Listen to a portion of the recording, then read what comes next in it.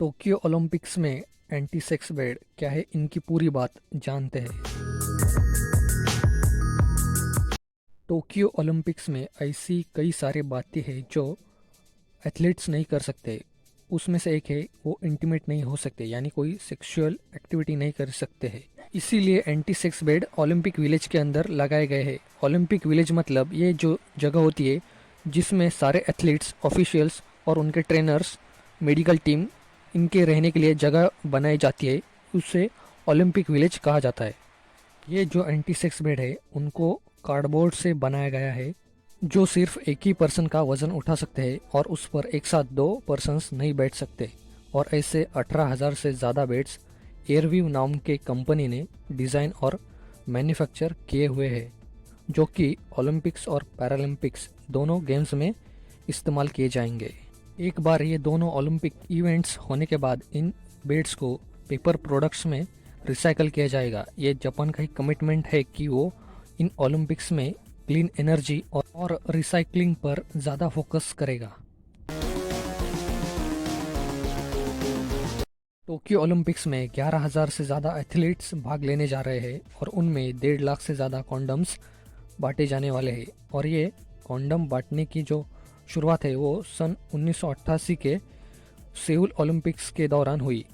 तब HIV और ads के खिलाफ अवेयरनेस बढ़ाने के लिए ये बांटे गए थे और उनके बाद सारे ओलंपिक्स गेम में ये सिलसिला जारी रहा। 1988 के सेउल गेम्स में 8,500 कॉन्डम्स बांटे गए थे और 2016 आते आते रियो गेम्स में 4.5 लाख से भी ज़्यादा कॉन्डम्स बांटे गए थे।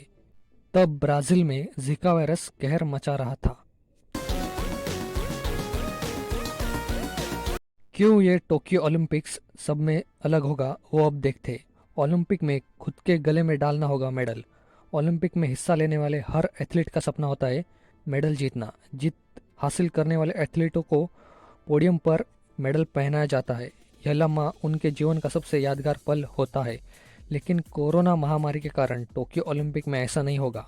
इस बार विजेता एथलीट को खुद के गले में ही मेडल डालना होगा। साथ ही मेडल सेरेमनी के दौरान एथलीटों को हाथ मिलाने और गले मिलने से रोक होगी। दूसरा, ओलंपिक में दर्शकों की एंट्री पर रोक। कोरोना महामारी के कारण टोक्यो में आपातकाल लागू किया गया है। ओलंपिक स्टेडियम में दर्शकों की एंट्री पर बैन कर दी गई है। पहले कहा गया था कि हर स्टेडियम में 50% दर्शकों को एंट्री दी जा सकती है, लेकिन कोरोना के बढ़ते मामलों को देखते हुए एंट्री पर बैन लगा दिया गया है। तीसरा, जापान के लोग ओलंपिक के पक्ष में नहीं। जापान के विशेषकर टोक्यो के निवासी कोरोना काल में ओलंपिक आयोजन के पक्ष में नहीं है। बहुत से सर्वे में 60 से 70% लोगों ने कहा कि अभी ओलंपिक को टाल देना ही बेहतर होगा।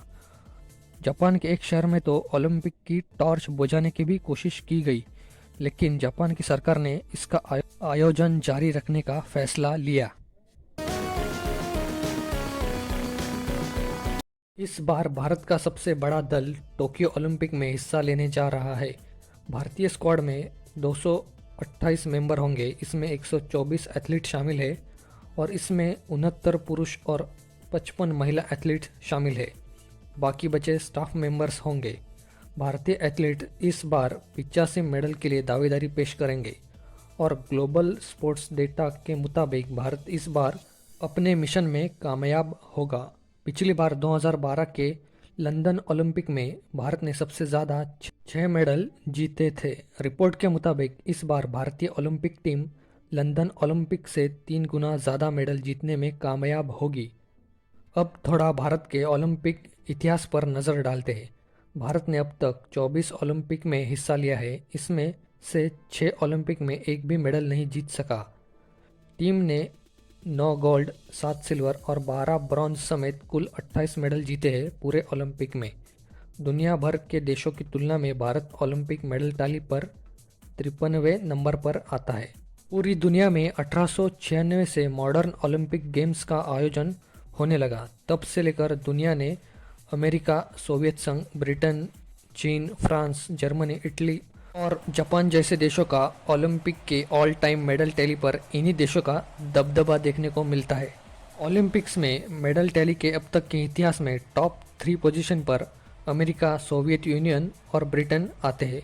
हालांकि चीन ने ओलंपिक्स में देरी से शिरकत की, नहीं तो ये तस्वीर भी हमें कुछ और ही दिखाई देती। तो यही थी टोक्यो ओलंपिक्स की पूरी बात। वीडियो पसंद आया तो लाइक कीजिए, अपने दोस्तों में शेयर कीजिए और ऐसे ही वीडियोस देखने के लिए चैनल सब्सक्राइब कीजिए।